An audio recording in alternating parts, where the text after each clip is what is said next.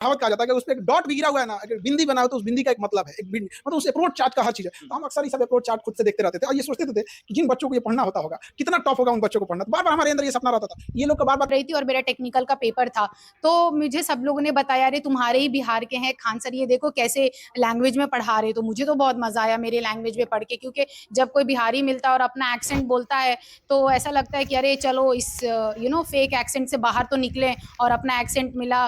तो सर ने जिस तरीके से पढ़ाया कि अरे ये हवा इधर आ रही है, ये हवा उधर जा रही है, ये इसको खींच रहा है, ये इसको ला रहा है, तो ये कोई नहीं कर सकता। बिकॉज लोग क्या होता है ना, लोग अपना वो ही मेंटेन करने में रह जाते हैं। तो सर जैसे मैं देखती हूँ मेरी खुद की बहन की क्लासेस में कि सर जिस तरीके से 3D व्यू में पढ़ाते हैं, तो वो हमें जरूरत है, हमें हम लोगों के फील्ड में जरूरत है उस चीज को। तो मुझे लगता है कि सर ने एरोडायनेमिक्स का चर्चा किया था उस जेट इंजन में, तो फिर मैं वेट कर रही थी कि शिट सर एरोडायनेमिक्स कब पढ़ाएंगे। बट मैं चाहूंगी, सर को रिक्वेस्ट करूंगी कि सर प्लीज आप इस चीज को टेक ओवर करें और मेरे जैसे जितने लोग हैं, क्योंकि सेल्फ स्टडी करके हम जो चीज 3-4 महीने में करेंगे तो शायद आपसे पढ़ के वो चीज 2 महीने में वो बच्चे कर लेंगे, तो उनका टाइम सेव हो गया। टाइम सेव हुआ तो करियर में कितनी बचत आई। ऑनलाइन क्लासेस ले रहे हैं, हमें दिल्ली नहीं जाना पड़ेगा, बॉम्बे नहीं जाना पड़ेगा, रहने का खर्चा नहीं देना पड़ेगा। तो अब सोच रहे हैं डायरेक्ट आप खान सर से मिली हैं, जिस खान सर को देख करके, जेट इंजन का वीडियो देख करके इतना प्रभावित हुई, आज डायरेक्ट खान सर जब मिले तो कैसा अनुभव लगा? क्या आपके मन में पहला फील आया? सर का व्यवहार हो या जो भी मोटिवेशन देते हैं सर, कैसा लगा खान सर से मिलके? सर जो कैमरा में है वो सामने, मेरी मम्मी बहुत बड़ी फैन है उनकी। अच्छा। तो वो मुझे बार बार कह रही हैं ये सच है क्या, ये सच है क्या, ये सच है क्या। तो मुझे सच में खान सर से मिले हैं, भरोसा नहीं हो रहा जी ऐसा है। और जब मैं बात की तब से मैं पता नहीं, मुझे टाइम का अंदाजा नहीं हुआ कि सर और मैं एविएशन के बारे में कितनी बातें की हैं। तो मेरा स्पेशली जो भी एविएशन वाले तो स्पेशली देख रहे हैं तो वो समझ जाएंगे कि सर को अप्रोच प्लेट के बारे में पता है, जो हम लोगों को एक बहुत आवर्स के बाद, एक्सपीरियंस के बाद पता होता है एक एज अ पायलट को। तो मुझे लगा ही नहीं कि मैं नॉन एविएशन बैकग्राउंड से किसी मिली हूँ। तो सर सोचिए कि सर इतना जान सकते हैं विदाउट किसी फील्ड में करे हो, तो अगर वो इस चीज में घुस जाएं तब तो मुझे नहीं लगता कि फिर उनको कोई रोक सकता है। एक और हमको लगता है कि आप पर जिम्मेदारी दे रही हैं। ये लोग का तो ऐसा जिम्मेदारी हमारे ऊपर फेंक रही है ना, इतना टफ होता है इन लोग का क्लास। जैसे अप्रोच चार्ट की अभी ये चर्चा की, आपको एक अप्रोच चार्ट मिल जाएगा ना, तो इस अप्रोच चार्ट पे एक कहावत कहा जाता है कि उस पे एक डॉट भी गिरा हुआ है ना, अगर बिंदी बना हो तो उस बिंदी का एक मतलब है, एक मतलब उस अप्रोच चार्ट का हर चीज है। तो हम अक्सर ये सब अप्रोच चार्ट खुद से देखते रहते थे और ये सोचते थे कि जिन बच्चों को ये पढ़ना होता होगा कितना टफ होगा उन बच्चों को पढ़ना। तो बार बार हमारे अंदर ये सपना रहता था, ये लोग का बार बार प्रेशर रहता है कि इस चीज को भी हम लोग भी स्टार्ट करें। अब जैसे इन्होंने बताया कि एक सब्जेक्ट के 1 लाख फीस है, 1-1.5 लाख का पैकेज लीजिएगा तब 2.5 लाख 3 लाख जाएगा। उसके बाद इधर उधर टेस्ट सीरीज प्रैक्टिस को जोड़ जाड़ के 3 लाख पहुंचा देते हैं। तो हमारा भी है कि ऐसे जैसे एक बेटी बनी और न जाने कितनी बेटियों के लिए मिसाल बन गई, वैसे ही हजारों बेटियां आए और इस एविएशन इंडस्ट्री में आए। तो इस सेक्टर में भी हम लोग बहुत जल्दी स्टार्ट करेंगे।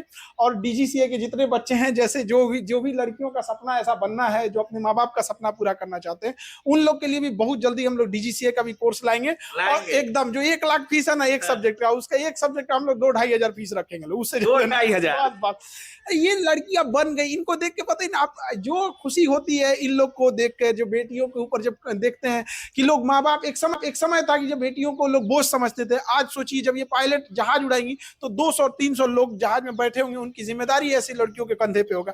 इसको कोई पैसे से इस खुशी को थोड़ी खरीद सकता है। जो 2.5-3 लाख फीस लेते हैं उनको पता नहीं क्यों ये खुशी से नहीं समझ में आता। आपके आने से पहले बीपीएससी हो या यूपीएससी हो, इसमें भी पैकेज बना हुआ था सर। और अभी आपके क्लासरूम में जिस तरीके से लड़कियों का संख्या रहता है सर, मतलब शायद ही कहीं देखने को मिलता होगा सर। और लड़की आपके सामने पायलट बनकर आई है, क्या कुछ बोलिएगा बिहार में लड़कियों के लिए, खास करके जो मुस्लिम सेक्टर की लड़कियां हैं सर, इनके लिए क्या कुछ बोलना चाहिए? देखिए ये भी मुस्लिम फैमिली से आती हैं, तो थोड़ा सा क्या है ना कि हम लोग इसमें थोड़ा सा प्रॉब्लम ये आता है कि हम लोग पढ़ाई को थोड़ा उतना तरजीह जितना देना चाहिए उतना नहीं मिल पाया है। तो थोड़ा सा बस कोशिश यही रहेगी हम लोग की कि किसी भी एजुकेशन सेक्टर को इतना सस्ता किया जाए कि किसी को भी प्रॉब्लम ना आए। तो अभी हम लोग बहुत जल्दी इसको स्टार्ट करेंगे और जो भी बच्चे हैं वो ऑनलाइन घर बैठे बैठे पढ़ सकते हैं। और जो 3D हो गया समझाना, ये सब इन लोग के समय तो एक बड़ा प्रॉब्लम ये आता है कि जो अप्रोच चार्ट है वो अगर हमारे पास उसमें नहीं बना है तो पढ़ाने में बहुत दिक्कत आएगा। तो अभी तो हम लोग के पास पूरा डायग्राम है, ये कहाँ से कैसे ले आते हैं। अब हम लोग कई बार ना फेडरल वाला अप्रोच चार्ट देखते थे जेप्सन का, तो हमको ये नहीं समझ में आता था। जब इनको दिखाएं तो कि सर आपको ये सब कैसे से पता कि जेप्सन का चार्ट देखना है, अच्छा। किसका देखना है। तो हम लोग का अब हमारा बिहार फ्लाइंग स्कूल 4-4 जहाज रखा हुआ है, कबाड़ में है वहाँ पे, बिना मतलब का, वो करियर खराब कर रहा है लोगों का। तो हम सोचते हैं कि भाई आप लोगों से नहीं चल रहा है तो एटलीस्ट हम लोग की मदद मत कीजिए, बस टांग खींचने से छोड़ दीजिए। आप परमिशन दे दीजिए कि जो रिक्वायरमेंट है हम खोल देंगे, हम अपना एयरपोर्ट बना लेंगे वहाँ पे, स्ट्रिप, एयर स्ट्रिप जो उतारने के लिए अपन जहाज ले आके खड़ा कर देंगे, बस आप नौटंकी करके पैर मत खींचिएगा। उसमें क्या करेंगे लोग, टांग खींच देंगे। तो न जाने कितनी लड़कियां पायलट बनेंगी। सोचिए एक लड़की को देखकर आज न जाने कितनी बेटियां और बहनें होंगी जो आज मोटिवेट होती होंगी, जो इनके गार्जियन का मेहनत है। असली हीरो इनके गार्जियन है, लोग जो लड़कियों पे इतना भरोसा किए। अगर गार्जियन भरोसा नहीं करे, इनके माता पिता, सोचिए कितना एक माता पिता का संघर्ष होता है।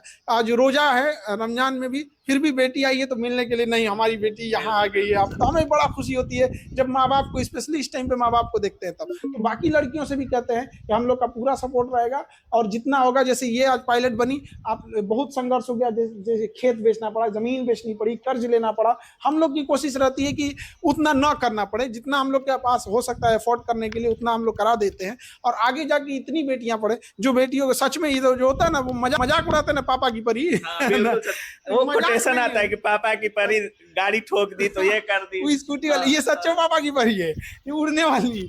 और जो लोग बहुत अपने आप को एडवांस बनते हैं ना, कि हम मतलब वो बिल्कुल बहुत बड़े हैं, वो लोग इनके पीछे जहाज में बैठेंगे और पूरी जिंदगी इन लोग के भरोसे पे होगा। इनका एक डिसीजन उनकी पूरी जिंदगी बदल सकता है। तो कितना, सबसे बड़ा पायलट के साथ एक प्रॉब्लम क्या आता है ना, उसको हर चीज देखना है। उसके पास सबसे बड़ा प्रॉब्लम है टाइमिंग कम है। उसको जो एक्शन लेना है शॉर्ट टाइम में लीजिए, वरना सारा चीज हाथ से निकल जाएगा।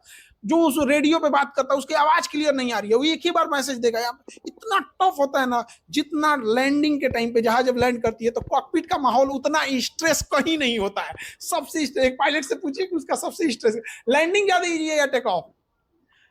सर देखा जाए तो सीखने के टाइम पे हम लोगों को तो स्टार्टिंग में टेक ऑफ सबसे पहले सीख लेते हैं, पर लैंडिंग टिल 200 कंप्लीट तक सीखना ही रह जाता है। पूरे लाइफ टाइम सीखना है। लैंडिंग ऐसी चीज है, बहुत टफ है। लैंडिंग के बारे में कहावत कहा जाता है ना कि दौड़ते हुए सुई में धागा डालना है, दिस इज लैंडिंग। सोचिए ऐसे तो सुई में आदमी धागा नहीं डाल पाता है, दौड़ा के किसी को, ये तो कितना टफ रिस्पॉन्सिबिलिटी है। और लोग जो उंगलियां उठा देते हैं लड़कियों के ऊपर, कभी सोचा कि ये आपको एक जेप्सन चार्ट दे दिया जाएगा, अप्रोच चार्ट ना